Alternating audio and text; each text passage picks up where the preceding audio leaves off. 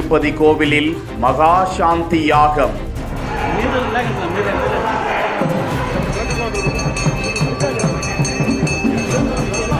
கோவில் முழுவதும் ஹோம நீர் தெளித்து சுத்தப்படுத்திய தீட்சிதர்கள்.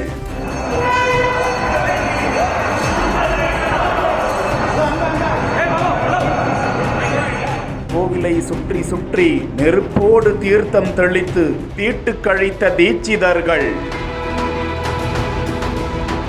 திருப்பதி லட்டு தயாரிக்க பயன்படுத்தப்பட்ட நெய்யில் மாட்டு கொழுப்பு கலக்கப்பட்டிருப்பதாக உச்ச நீதிமன்றத்தில் நடந்து வரும் நிலையில் தேசிய அளவில் இந்த விவகாரம் பெரும் அதிர்ச்சியையும் சர்ச்சையையும் ஏற்படுத்தி கடுமையான விமர்சனங்களுக்கு உள்ளாகி வருகிறது. ஆளும் முதலமைச்சர் சந்திரபாபு நாயுடு திருப்பதி லட்டு தயாரிக்க பயன்படுத்தப்பட்ட நெய்யில் மாட்டு கொழுப்பு கலக்கப்பட்டிருப்பதாக அடுக்கடுக்கான குற்றச்சாட்டுக்களை முன்வைக்க இவ்விவகாரம் தொடர்பாக மத்திய அரசும் அறிக்கை கேட்டு இருக்கிறது. அதே வேளையில் முன்னாள் தேவஸ்தான குழு தலைவர் சுப்பா ரெட்டி அவதூறு பரப்பப்படுவதாக ஆந்திர மாநில உயர் நீதிமன்றத்தில் வழக்கும் தொடுத்துள்ளார். இந்த நிலையில் முதலமைச்சர் சந்திரபாபுவுடனான ஆலோசனைக்கு பிறகு திருப்பதி கோவிலில் பரிகார பூஜைகள் இன்று காலை முதலே நடந்து வருகிறது. தொடர்ந்து 3 நாட்களுக்கு இந்த பூஜைகள் நடத்தப்படும் என்று தகவல்கள் வெளியிடப்பட்டிருக்கும் நிலையில் திருப்பதி கருவறை தொடங்கி கோவில் முழுவதும் அன்னப்பிரசாத சமையல் அறை வரை ஹோம நீர் தெளித்து சுத்தப்படுத்தக்கூடிய காட்சி வெளியிடப்பட்டிருக்கிறது.